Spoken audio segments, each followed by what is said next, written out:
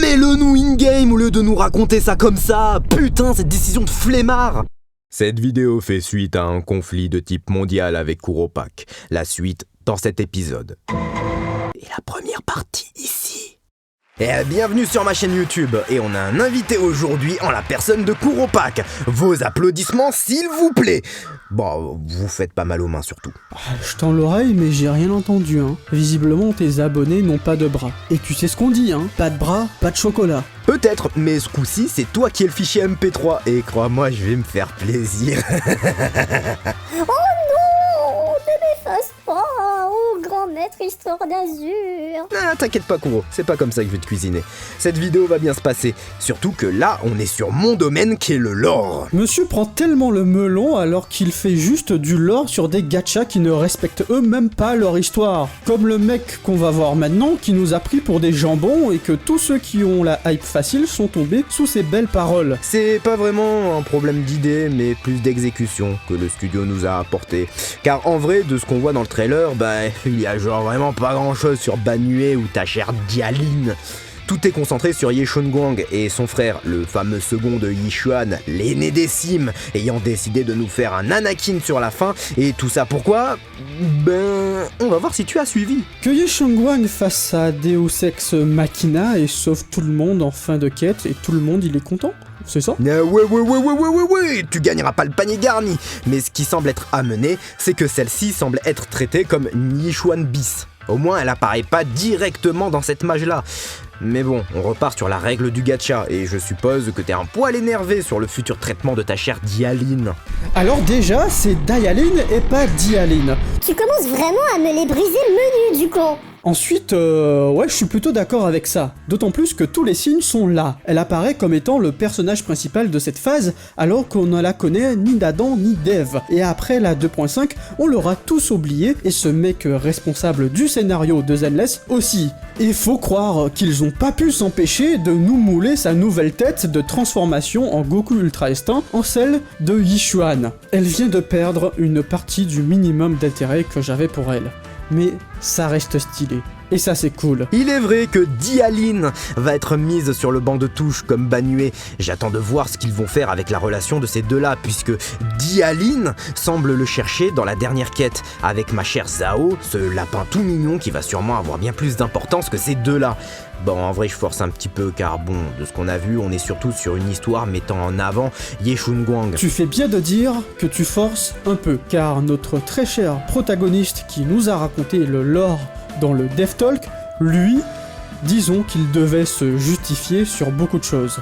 Sans doute pour son salaire. Oula, alors lui, ce bon M, je vous jure que, malgré le fait que c'est sûrement pas sa faute directe, il va prendre cher pour les autres. Cette saison 2, ça sent qu'elle n'a pas été réfléchie, même au niveau du lore. Et si encore il pouvait se faire discret, mais non! Il prend 10 putains de minutes à nous expliquer des points qu'ils n'ont pas su bien incorporer dans l'histoire principale. Rien que la première partie, qui est les vrais bad guys de la saison 2. Rien que ça reflète le niveau de débilité de la chose, car de base, on nous a présenté le guide suprême, qui se révèle être Yseult, que l'on ne connaît depuis que la 2.1, avant de la faire canner en 2.2. Puis il y a Sarah que l'on suit depuis la 1.0, donc c'est plus ou moins clair de qui est le bad guy dans cette histoire. Et paraît-il, selon notre protagoniste, que l'on va appeler le Big M, la péninsule de Wi-Fi nous présente, je cite, un lieu électrique où plusieurs factions se disputent les intérêts, la foi, la douleur et la gloire. C'est peut-être vrai pour Krampus, mais pour les autres, à part la douleur éventuellement, non. Je veux pas dire, hein, mais c'est un petit peu, mais vraiment un petit peu enjoliver les choses. Au secours quoi. Même eux, via leur affiliation au TOPS, ne cherchent pas plus loin dans les collines. Même avec Banue, qui semble être recherché par Dialine quoi. De ce qu'on sait, il est une unité de purge de classe 0. Il est la propriété des TOPS, cela peut être un bon point scénaristique. Mais après le bad buzz de Jade, l'esclavagiste, cela ne m'étonnerait pas que Dialine soit plus ou moins la même chose que Banue. Et puis le créateur quoi. Il dit que c'est une idée, un concept pour les exalter. Mets-le nous in-game au lieu de nous raconter ça comme ça. Putain, cette décision de flemmard. Surtout que c'est le seul point encore mystérieux de la story.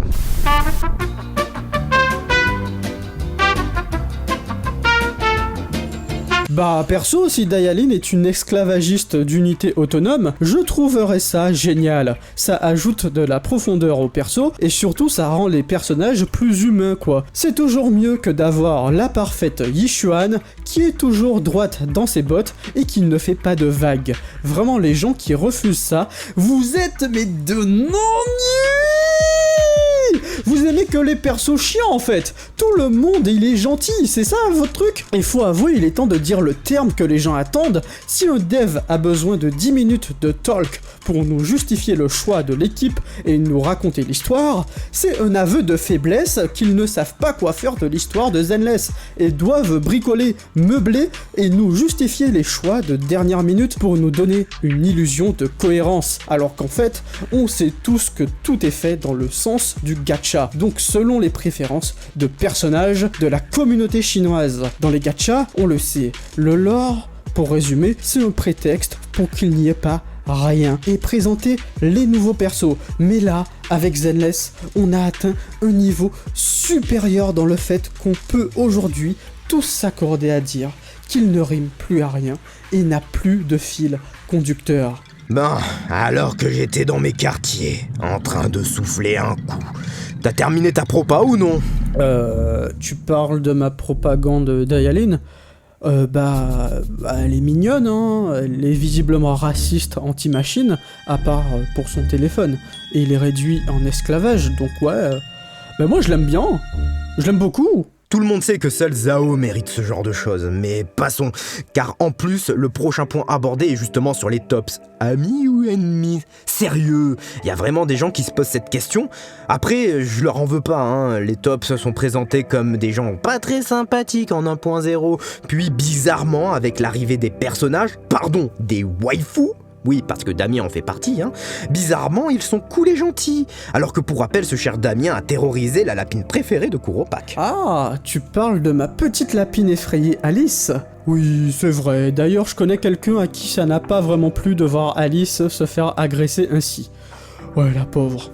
Mais c'est ça qui est intéressant, tu vois. Des personnages qui ne sont pas lisses, pas parfaits, qui ont des défauts, et qui ne sont pas intrinsèquement bons. Tu vois les oiseaux moqueurs ? C'est un bon exemple. Ils sont des voleurs fantômes et ont une personnalité très forte. Viviane et Hugo ne sont pas vraiment ce que l'on peut qualifier comme étant de bonnes personnes. Mais pourtant, on les aime, car c'est justement ça qui a apporté énormément de rebondissements à leur histoire. Comme par exemple, le potentiel game over de Viviane et la prise d'otage de Hugo sur le proxy. Et si on doit parler de la section 6, on en aurait pour des heures. Mais je crois qu'un truc a été mentionné concernant la chef de la section 6, et qui là aussi est assez troublant. Tu fais bien de le mentionner, car dans ce question-réponse, il a donné ce qui aurait pu être le fil rouge de toute cette 2.x. Je parle bien sûr de l'épée King Ming. Et oui, cette même épée transmise au grand maître se trouve en la possession de Ye Shun Guang, car un scénario obligé. Aurait pu être intéressant, mais non. Faut que la majeure partie de ces informations soit donnée par le putain de scénariste. Alors que le seul moment où on en entend parler, c'est en fin de quête de la 2.0 et dans le trailer de Yishuan. Et le pire, c'est que ce fou nous dit qu'elle a un lien avec son queue, le katana de Miyabi. Putain. Vous comprenez pas à quel point c'est frustrant, car c'est ce qu'il manquait à toute cette 2.x, un fil conducteur qu'est cette lame. Et il nous balance le bébé comme ça. Ah, c'est une pure honte. Ta gueule, c'est magique. Comme l'entraînement des proxys d'ailleurs. Tu l'as dit, Bouffi. Faut juste voir qu'il a même répondu à une question sur ce qu'est la maison hantée. C'est pour dire à quel point ils ont raté la présentation de ces personnages. Enfin, il nous parle enfin de chasseurs du néant, nous disant que certains ont disparu, d'autres vivants, et enfin certains passant des sélections. Pour terminer en disant qu'on aurait de nouveaux personnages de la sécu publique et du Krampus plus tard. Putain, ça se voit que leur chère région a tellement bidé qu'ils souhaitent l'oublier au plus vite en nous ramenant dans la nouvelle Eridu. Donc t'es en train de me dire que maintenant il y a des sélections pour être Void Hunter, en mode c'est l'examen des Hunters pour avoir un permis. Je pensais que le titre de Void Hunter était une décoration similaire à la Légion d'honneur, et là tu m'apprends qu'il y a des sélections. C'est un truc de fou que tu viens de révéler là quand même. Et concernant le retour de la sécu publique, c'est un aveu pour dire on plie bagage, On sort de Wi-Fi, on retourne à la 6ème rue, la place Lumina. Ah, vraiment, les vacances dans les bidonvilles d'Asie, ça m'a fatigué, moi, je peux te le dire. Ah, je savais pas qu'ils avaient visité ta maison. Oh, franchement, propre. Il est vrai que je suis indien, mais ce n'est pas le sujet. Oublions tout ça et retournons dans un lieu plus civilisé. Oui, revenons aux chasseurs, car c'est un abus de langage de ma part. Car en vrai, c'est juste que le maire a un œil sur tous ceux ayant une chance d'en devenir un. Ah, bon histoire. Tu commences à fatiguer là, hein. Moi qui croyais que tu étais un vrai créateur lore. Bah tu me déçois. Tout comme le traitement de la faction Maison Hantée, à un point qu'ils ont été obligés de nous expliquer dans le DevTalk. Ah écoute, je sais que chez toi il doit être quoi 13h et que tu me parles de la plage sous ton cocotier. Mais chez moi il est 19h hein. Donc bon, n'allez pas voir la première partie de cette vidéo sur la chaîne de Kuropak, de toute façon c'est trop tard. Alors écoute, moi je vais me coucher et je pense qu'on va terminer la vidéo sur ça. Allez, un dernier mot J'avais dit ou pas que j'aurais le dernier mot? Bon, petit message de fin, donc Kuro n'a pas idée. Cette vidéo fait suite à la première partie qui a été faite sur sa chaîne. Si vous êtes toujours là, donc n'hésitez pas à aller la voir, j'ai mis pas mal de liens dans la description, commentaires et même là actuellement. Donc voilà. Et puis voilà, c'est tout. Donc je vous dis ciao et puis des bisous.